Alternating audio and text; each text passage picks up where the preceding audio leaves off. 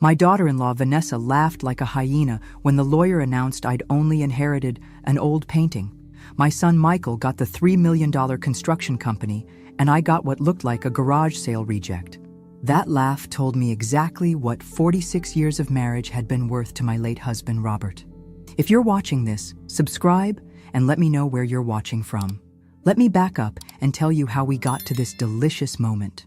It was February 15th, exactly 1 month after Robert's funeral, and we were sitting in Charles Blackwood's law office like something out of a bad movie.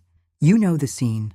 Mahogany desk, leather chairs, and enough tension to power a small city. Dorothy Henderson, Mr. Blackwood read from Robert's will, shall inherit the oil painting titled Sunset over Lake Michigan, currently hanging in the master bedroom. He paused, probably expecting some reaction from me. I just sat there, hands folded, while Vanessa practically vibrated with glee beside Michael. And to my beloved son, Michael Henderson, the lawyer continued, I leave Henderson Construction Company, including all assets, properties, and business interests, valued at approximately $3.2 million. That's when Vanessa lost it. She actually clapped her hands together like a child on Christmas morning. Well, she said, turning to me with those cold blue eyes, guess you were just a useless old wife after all. Her smile was sharper than broken glass. Michael shifted uncomfortably, but said nothing. My own son, sitting there like a bump on a log while his wife insulted the woman who'd raised him. The woman who'd worked 2 jobs to put him through college after Robert's first business failed.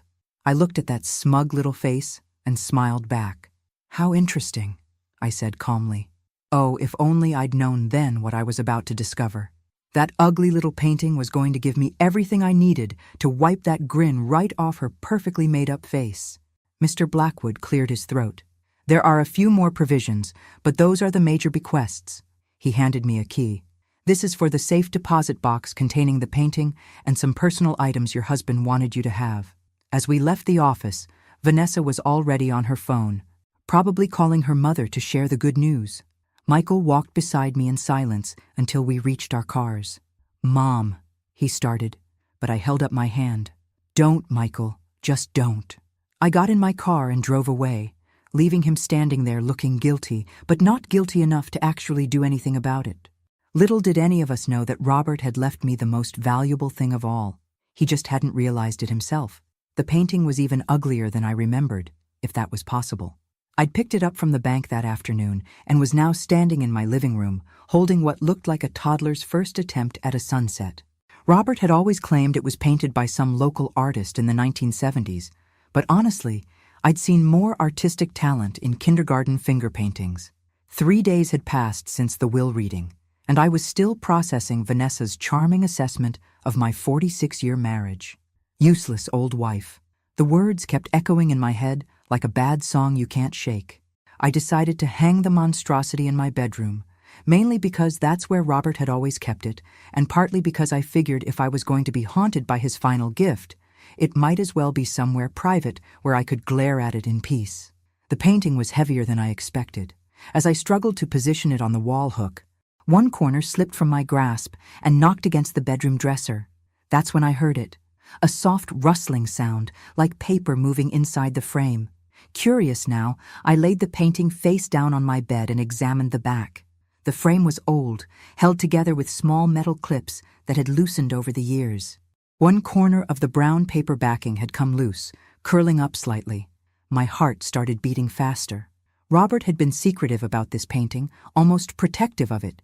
I'd always assumed it held some sentimental value I didn't understand. Maybe there was something more to it after all. I carefully peeled back more of the paper backing. Sure enough, there was something tucked between the canvas and the frame. My fingers found the edge of what felt like a photograph. I worked it loose gently, not wanting to damage whatever it was. When I finally pulled it free and turned it over, my blood ran cold. It was a photograph of a woman in a hotel room. A woman I recognized immediately, though she looked younger, maybe 5 or 6 years younger. She was partially undressed, laughing at something the camera couldn't capture, her hair tousled like she'd just gotten out of bed. The woman was Vanessa. But here's the thing that made my hands shake as I stared at that picture. This photo had to be at least 6 years old, based on her appearance. Michael and Vanessa had only been married for 7 years. I sank down onto my bed, still holding the photograph. Robert must have known about this. But why had he hidden it? Why hadn't he told Michael? And more importantly, who had taken this picture? That's when I noticed something else. In the background of the photo, barely visible on the nightstand, was a man's watch, an expensive one with a distinctive gold band. I knew that watch. I'd seen it recently. Sleep was impossible that night. I lay there staring at the ceiling, that photograph burning a hole in my nightstand drawer where I'd hidden it. Every time I closed my eyes, I saw Vanessa's mocking face from the lawyer's office, heard her calling me a useless old wife. Well, wouldn't she be surprised to know this useless old wife had stumbled onto something very interesting indeed? By morning, I'd made a decision. I needed to know more about when this photo was taken and who took it. More importantly, I needed to figure out why Robert had hidden it instead of exposing his daughter-in-law's infidelity. I started with what I knew. The photograph looked professional, not like a casual snapshot. The hotel room was upscale, Egyptian cotton sheets, expensive furniture visible in the background. And that watch on the nightstand was definitely the key to everything. Around 10 o'clock, I drove to Michael's office. Henderson Construction was busy as always, inherited success humming along nicely. Michael was in a meeting, but I waited, sipping coffee and observing his employees. Funny how different people looked at you when you weren't the boss's mother anymore. Just the boss's mother who got the leftovers. "Mom," Michael said when he finally appeared, looking harried.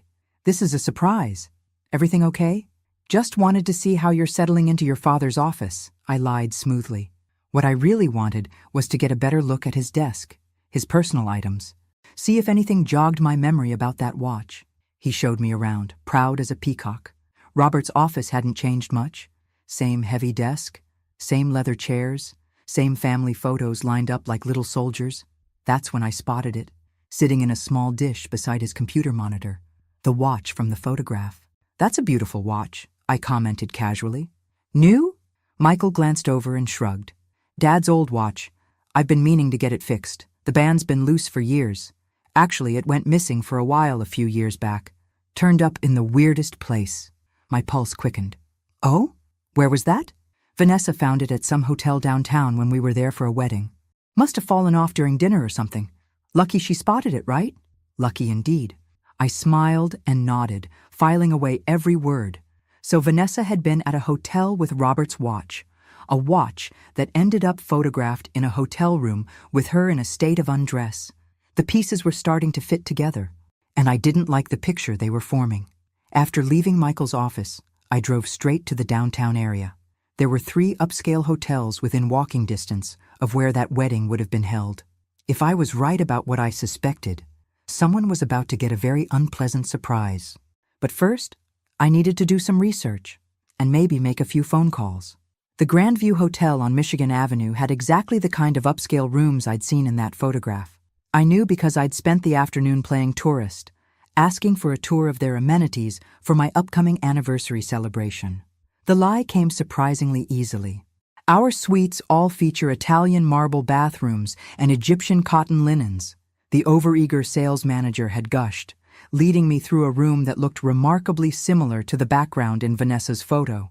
But it was the hotel bar where I hit gold. "Mrs. Henderson." The bartender, a friendly man named Tony, recognized me immediately. "Haven't seen you in ages. How's Mr. Robert doing?" My heart sank a little. Tony obviously hadn't heard about the funeral. "He passed away last month, Tony." "Oh no, I'm so sorry. He was a good man. Used to come in here regular-like, especially these past few years." Tony wiped down a glass thoughtfully. "Always with that pretty young blonde. Your daughter-in-law, right? Vanessa?" The room seemed to tilt. "They came here together?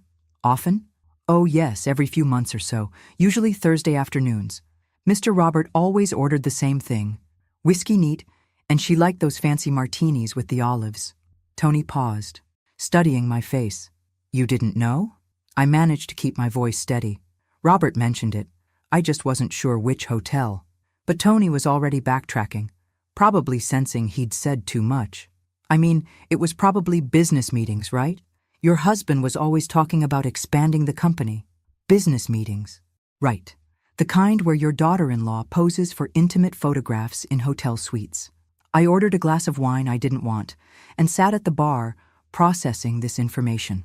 Robert and Vanessa had been meeting regularly at this hotel for years. The photograph proved their relationship had crossed lines that shouldn't be crossed. But why hide the evidence instead of exposing her? Then it hit me like a freight train. Robert hadn't hidden that photograph to protect Vanessa. He'd hidden it to protect Michael. My husband had discovered his daughter-in-law's betrayal, and instead of destroying his son's marriage, he'd kept the secret and lived with the knowledge that the woman Michael loved was a fraud. But there was still something that didn't add up. That photograph showed Vanessa with someone, but I'd only seen Robert's watch in the background. Where was the rest of the evidence? Who had taken the picture? I paid for my wine and walked to the hotel lobby, studying the layout. There had to be security cameras, employee records, something that could give me more pieces of this puzzle. As I stood there, lost in thought, I felt someone tap my shoulder. Dorothy? Dorothy Henderson? I turned to find a man in an expensive suit smiling at me. He looked familiar, but I couldn't place him immediately. "I'm sorry," I said. "Do we know each other?" His smile faltered slightly. "David Morrison. I was a friend of your husband's. I heard about Robert's passing. My condolences." David Morrison. Why did that name ring a bell? Then I remembered. He'd sent flowers to the funeral. The card had simply said, with sympathy, D. Morrison. "Thank you," I said carefully. "How did you know Robert?" "Business associates," he said quickly. "We worked together on several projects over the years." He glanced around the hotel lobby nervously. "Interesting place to run into you, actually. Robert and I used to meet here sometimes. My radar was pinging like crazy now." "Really? When was the last time you saw him?" David's eyes darted away. "Oh, months ago. Well, before he got sick. He was already backing away. I should let you go. Again, my condolences." He disappeared into the elevator before I could ask another question, leaving me standing in the lobby with more questions than answers. But I had a name now, David Morrison, and something told me he was the final piece of this sordid puzzle. Finding David Morrison turned out to be easier than I expected, though it took more patience than I'd anticipated. My neighbor Grace had connections at the country club. 40 years of marriage to a prominent lawyer had given her quite the network. "David Morrison?" Grace had mused over coffee. "Runs that investment firm downtown. His wife Sandra plays bridge with my sister. Why do you ask?" I'd made up some story about potential financial advice, and within 2 days, Grace had arranged for me to accidentally bump into David at the monthly charity luncheon at the Grandview Hotel. Sometimes the best surveillance comes disguised as social events. David looked nervous the moment Grace introduced us, though he tried to hide it behind a charming smile. "Mrs. Henderson," he said, shaking my hand with what felt like sweaty palms. "My condolences on Robert's passing. He was a good man." "Thank you," I replied, studying his face. "You knew him well?" "Business acquaintances," he said quickly, then excused himself to get a drink. I followed at a discreet distance and positioned myself at a nearby table where I could observe him. The man was definitely on edge, checking his phone constantly, drinking faster than was polite at a charity event. When he stepped outside to take a call, I saw my opportunity. I moved close enough to overhear, pretending to admire the hotel's garden. "Told you not to call me here," he was saying in a harsh whisper. "Dorothy Henderson is at this same event. No, I don't think she knows anything, but we can't be careful enough. The timeline got screwed up when Robert died early. We were supposed to have another month.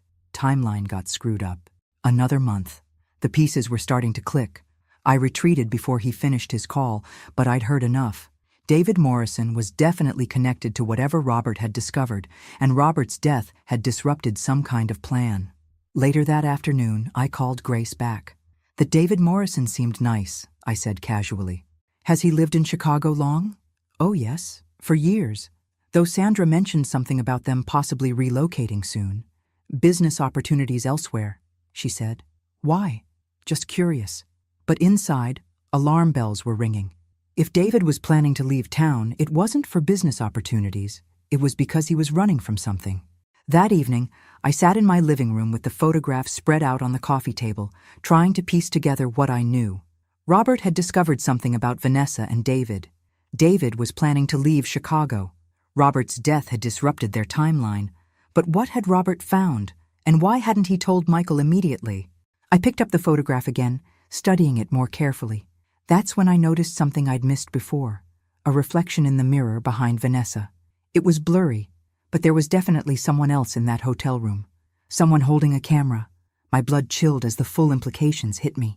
This wasn't just evidence of an affair. It was evidence of something much more calculated, and Robert had died before he could expose whatever scheme David and Vanessa had been planning. But Robert had been cleverer than they knew. He'd hidden this evidence where only I would find it, trusting that I'd eventually put the pieces together. Well, Robert, I thought, carefully placing the photograph back in its hiding place. This useless old wife is about to finish what you started. I spent the weekend planning my approach, like a general preparing for war. By Monday morning, I had photocopies of the picture, a detailed timeline of what I'd observed, and a plan that would give Vanessa exactly one chance to tell me the truth. But first, I needed to understand what Robert had really discovered. Monday afternoon, I drove to Henderson Construction. Michael was in a meeting, but I wasn't there to see him. I was there to see Martha Wilson, Robert's longtime secretary, who'd stayed on to help with the transition. "Mrs. Henderson," Martha's face lit up when she saw me. "How lovely to see you.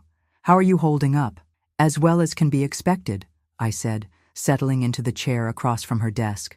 "Martha, I was wondering if you could help me with something. In the months before Robert died, did he seem troubled about anything?" Martha's expression grew thoughtful.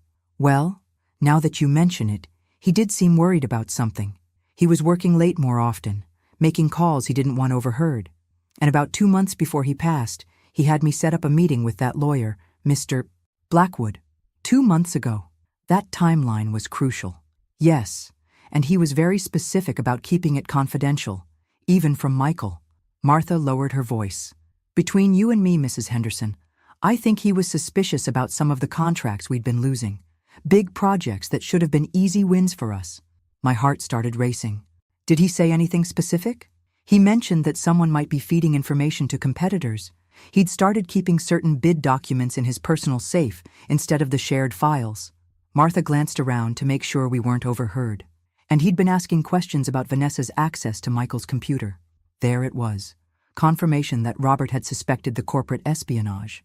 "Martha, did Robert ever mention David Morrison?" Her face darkened immediately. "That snake." "Yes, Mr. Robert was very interested in Morrison Investments lately. He'd had me pull all the contracts we'd lost in the past year, and wouldn't you know it, Morrison's clients had won most of them." I thanked Martha and left. My suspicions fully confirmed. Robert had been building a case against David Morrison, and by extension, against Vanessa. But he'd died before he could act on it. That evening, I made the call I'd been dreading and anticipating in equal measure. "Vanessa, it's Dorothy. I was wondering if you could come by tomorrow afternoon. There's something I'd like to discuss with you." "Oh." Vanessa's voice was carefully neutral. "Of course. Is everything all right?" "We'll talk tomorrow," I said, and hung up. The trap was set. Now I just had to wait for her to walk into it.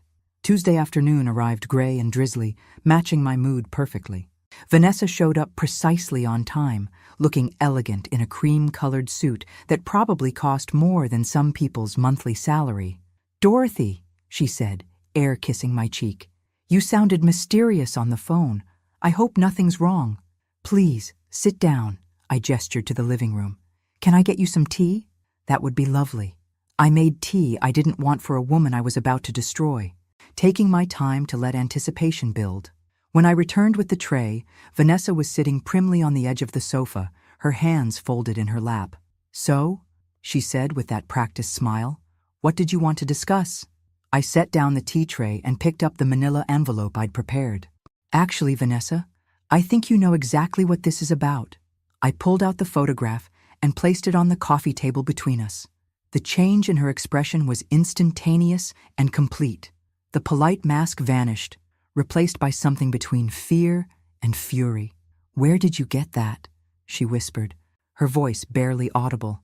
"From my inheritance," I said calmly. That ugly painting turned out to be worth more than any of us realized. Vanessa stared at the photograph for a long moment, then looked up at me with calculating eyes. "What do you want?" I spent the weekend planning my approach like a general preparing for war. By Monday morning, I had copies of everything. The photograph, David Morrison's business records showing suspicious financial transactions, even Tony the bartender's statement about the regular Thursday meetings. I'd been busy. Vanessa was at her yoga class when I arrived at Michael's house. I let myself in with the key I'd kept since they moved in. The same key they'd never bothered to ask for back. Funny how people forget about the little details when they're busy counting their inheritance. I settled into their expensive leather sofa, the one they'd bought with money from Henderson Construction, and waited. She walked in at 10:30, still glowing from her workout, yoga mat tucked under her arm.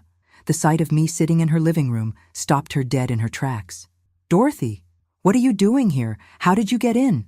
"I still have a key," I said pleasantly. "We need to talk, Vanessa." Something in my tone must have warned her, because she set down her yoga mat carefully and crossed her arms. "If this is about what I said at the lawyer's office, I think you're overreacting." "Oh, this isn't about that at all." I pulled out the photograph and placed it on the coffee table between us. "This is about your extracurricular activities." Vanessa stared at the picture for a full 10 seconds before her face went completely white. "Where did you get that?" "From my inheritance. Turns out that ugly painting was more valuable than any of us realized." I leaned back comfortably. "Robert knew all about you and David Morrison, dear. The affair, the business espionage, the Thursday afternoon hotel meetings, everything." "You don't understand," Vanessa said, sinking into a chair across from me. "David and it's complicated. Corporate espionage usually is." I pulled out another document, David's confession, which I'd recorded on my phone and had transcribed. "He told me everything, Vanessa. How you've been feeding him Henderson Construction's confidential information, helping him undercut Michael's bids, sabotaging your own husband's business." Vanessa's composure cracked completely. "Robert's dead. That investigation died with him." "Oh, sweetie," I said, and for the first time let my real feelings show in my voice. "You really think I'm just some useless old wife, don't you?" I pulled out my phone and showed her the screen, a number I'd dialed but hadn't connected yet. One button push and I'm calling Michael. Another call goes to the police. A third goes to the Chicago Tribune business section. They love a good corporate espionage story. I set the phone down carefully. "Or we can discuss this like civilized people." Vanessa stared at me like she was seeing me for the first time. Gone was the dismissive contempt, replaced by something that looked almost like respect, and definitely fear. "What do you want?" she whispered. I smiled. It wasn't a nice smile. "Well, since you asked so nicely, let me tell you exactly what's going to happen next." The really delicious part was just beginning. "Here's what's going to happen," I said, settling back into that overpriced sofa. "You're going to tell Michael everything. The affair, the stolen business information, all of it. And then you're going to figure out how to compensate Henderson Construction for every contract you helped steal." Vanessa's mouth fell open. "I can't do that. He'll divorce me." "Probably." I shrugged, like we were discussing the weather. "Should have thought of that before you decided to betray him." She stood up suddenly, pacing to the window. "You don't understand what it was like being married to Michael. He's so predictable. David made me feel alive again." "How romantic. I'm sure that'll comfort you when you're explaining corporate espionage to the authorities." I checked my watch. "You have until tomorrow to decide how you want to handle this. The easy way, or the way that involves police."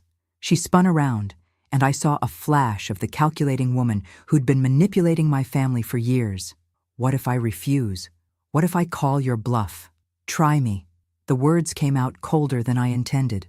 "I buried a husband last month, discovered my son inherited millions while I got table scraps, and learned my daughter-in-law has been stealing from us for years. Do you really think I have anything left to lose?"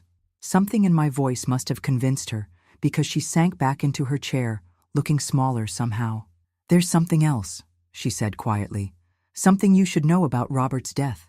My blood chilled. "What do you mean?" "David and we were supposed to meet Robert that day.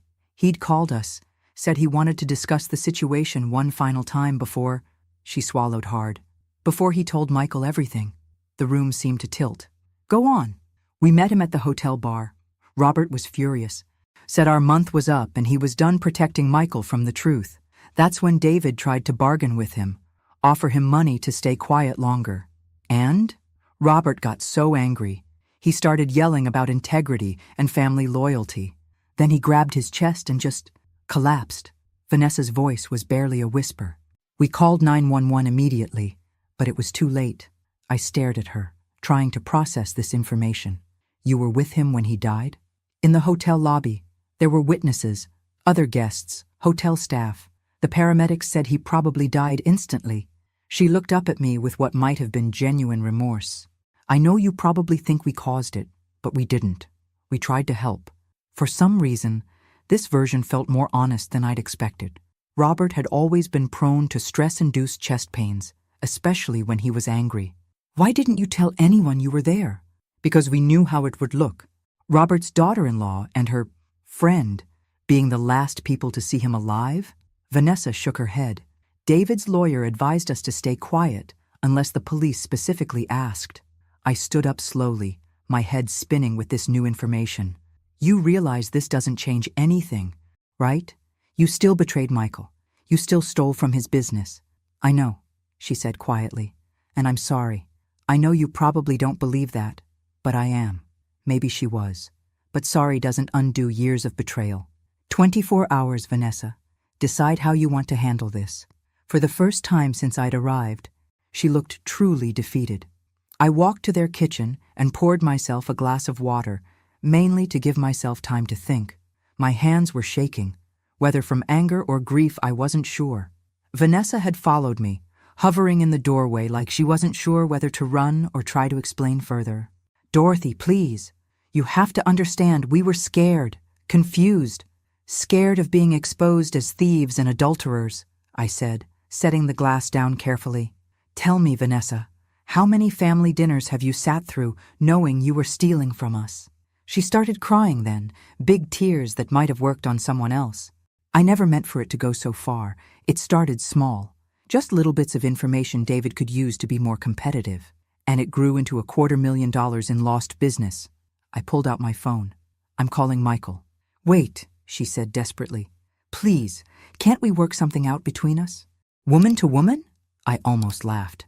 Woman to woman? You mean the way you worked things out when you were helping David steal our contracts? My phone was already ringing. Michael's voice answered, tense with worry. Mom, what's wrong? You sound upset. I need you to come home, Michael. There are some things you need to know about your wife. What kind of things? I looked directly at Vanessa as I spoke.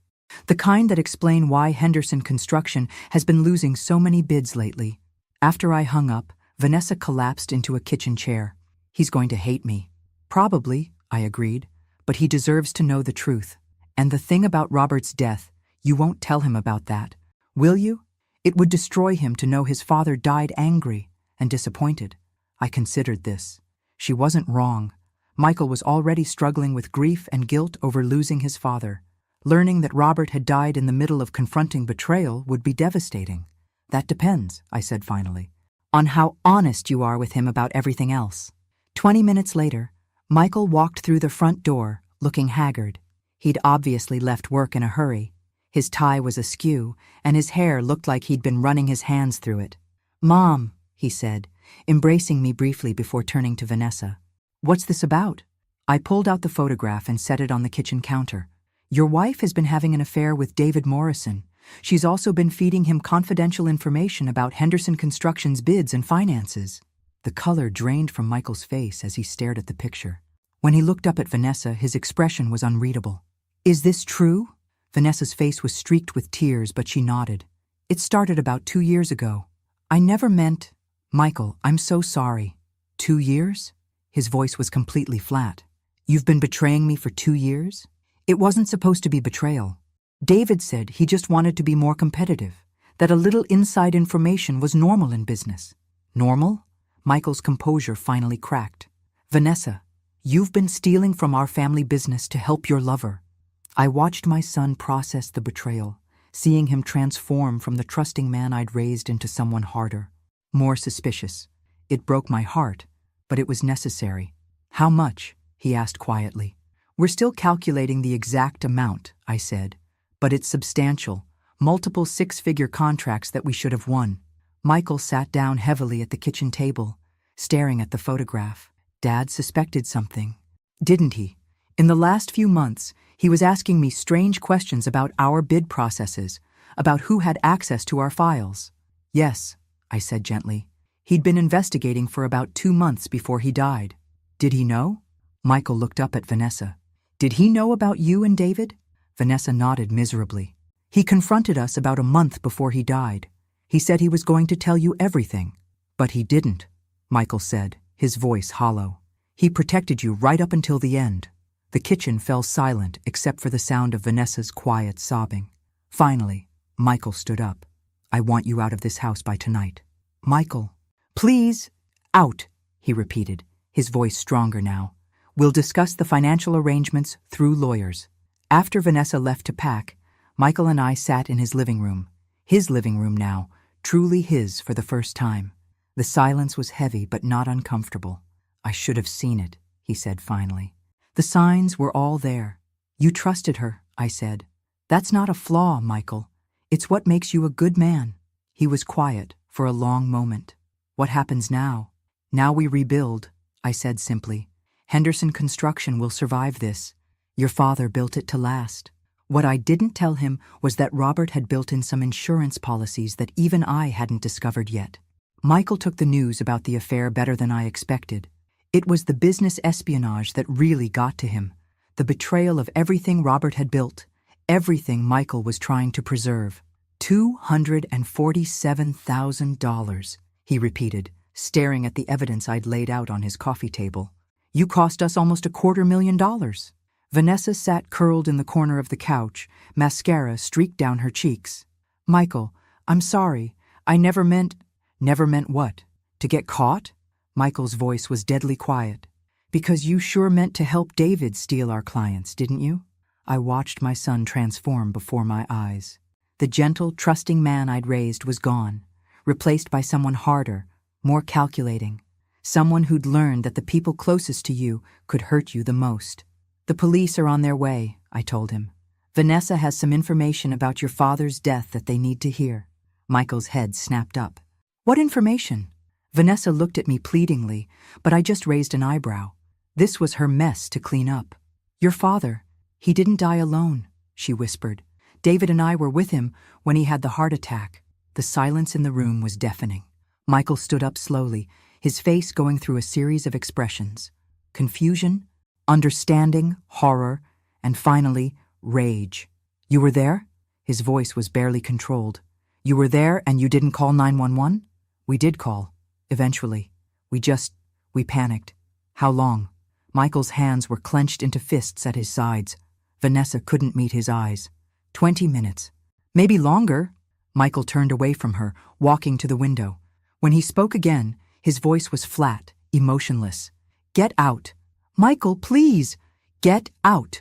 The explosion of rage made both Vanessa and me jump. Get out of my house. Get out of my life. And if I ever see you again, I'll finish what my father should have done 6 months ago. Vanessa stood up shakily. Where am I supposed to go? I don't care, Michael said without turning around. Call David. Call your parents. Call a lawyer. But get out of my sight before the police get here. She looked at me one last time, maybe hoping for some mercy, some sign that this could still be fixed. I just smiled and waved. 20 minutes later, we watched through the window as Vanessa loaded 2 suitcases into her car and drove away. The police arrived 10 minutes after that. Detective Sarah Rodriguez was thorough and professional. She took statements from both Michael and me, documented all the evidence I'd collected, and assured us that they would be reopening the investigation into Robert's death. Based on what you've told me, we'll be looking at charges of negligent homicide at minimum, she said. Possibly more, depending on what we find. After the police left, Michael and I sat in his living room now, truly his for the first time since Vanessa had moved in. The silence was comfortable rather than tense. I'm sorry, he said finally, for what she said at the lawyer's office, for not standing up for you. I patted his hand. You couldn't have known, but I should have seen it. The signs were all there. He shook his head. Dad tried to tell me something was wrong. I thought he was just being paranoid. That's when I realized there was one more secret I hadn't shared yet. One final revelation that would change everything. Michael, I said carefully, there's something else you need to know about your father's plans. He looked at me with tired eyes. Mom, I don't think I can handle any more surprises today. This is a good one, I promise. I pulled out a document I'd been saving for the right moment, one I'd discovered in Robert's safe deposit box along with the painting. Remember how upset you were that Robert left me just that painting? Yeah, and I felt terrible about that. Dad should have provided better for you. I handed him the paper. He did. Michael stared at the document, reading it twice before looking up at me with confusion. I don't understand. This is a promissory note? For $800,000, signed 3 months before your father died. Apparently, Robert had been borrowing against his life insurance policy to cover some business expenses. I smiled at his bewildered expression. Expenses that, according to this document, he owed to me. But Mom, you never lent Dad money, didn't I? I pulled out another sheet, a detailed accounting that Martha from the office had helped me reconstruct. Your father was very careful with his records, Michael. Every family dinner where I insisted on paying the check, every birthday gift I gave him that was really a business expense in disguise, every time I helped with household expenses that freed up his cash for the company. Michael set the document down with shaking hands. You mean all those times you said you just wanted to contribute? I was investing in Henderson Construction. Your father was just honest enough to keep track of exactly how much. I leaned back in my chair.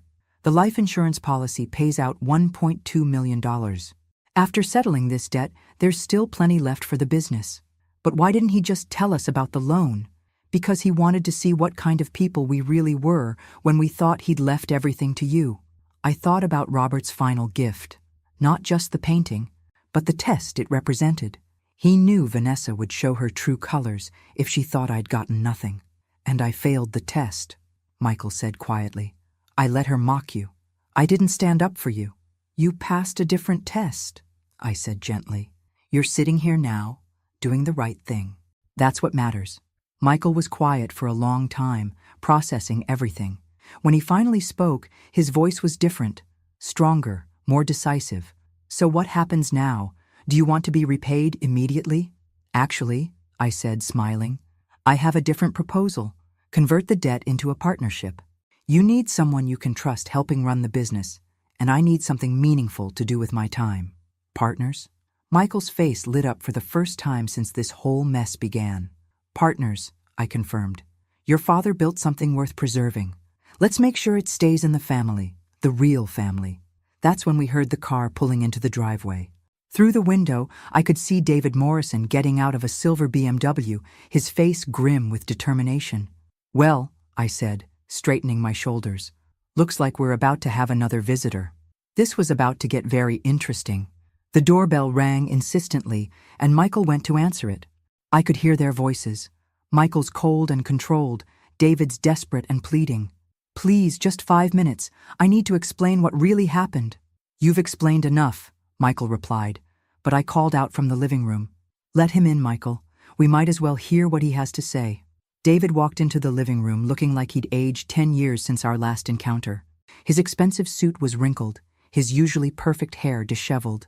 Mrs. Henderson, he began, I know you have no reason to listen to me, but I need you to know that Robert's death wasn't our fault. We didn't delay calling for help.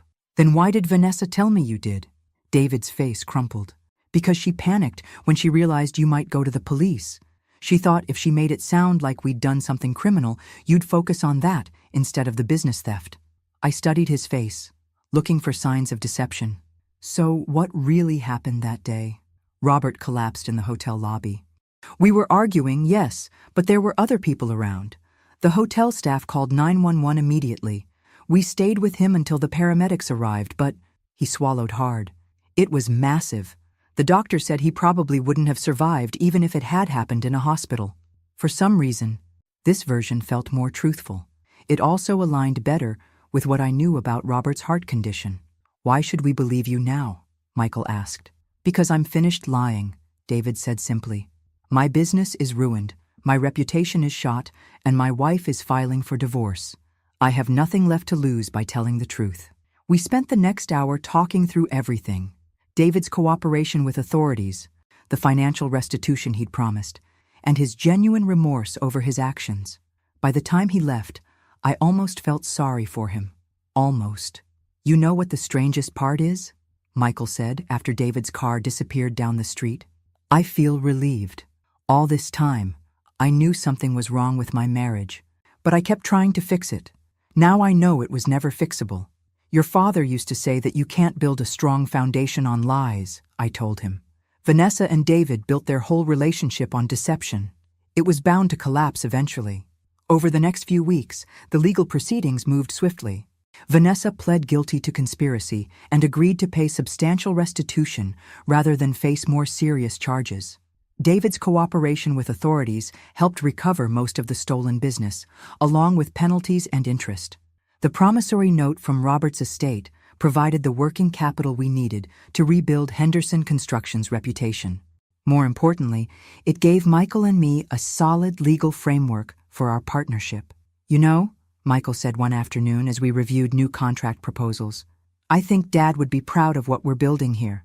I looked around the office, the same space where Robert had worked for 30 years, where he'd built something lasting from nothing. I think you're right. 6 months later, Henderson Construction was thriving under our joint leadership.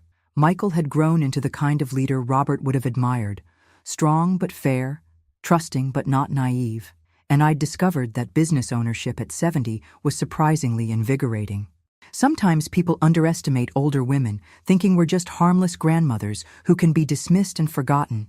But here's what I learned. We've had decades to observe, to understand, and to develop patience. When we finally decide to act, we do it with the accumulated wisdom of a lifetime.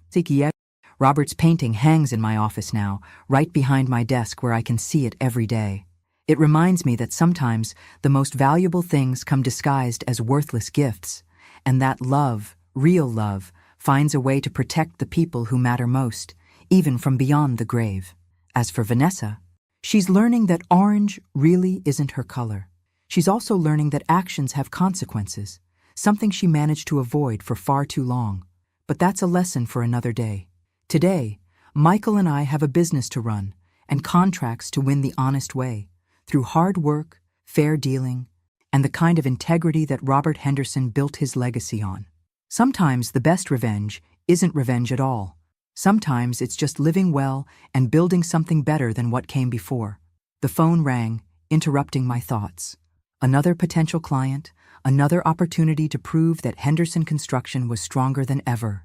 I smiled as I reached for the phone. After all, this useless old wife had work to do. Thanks for listening. Don't forget to subscribe and feel free to share your story in the comments. Your voice matters.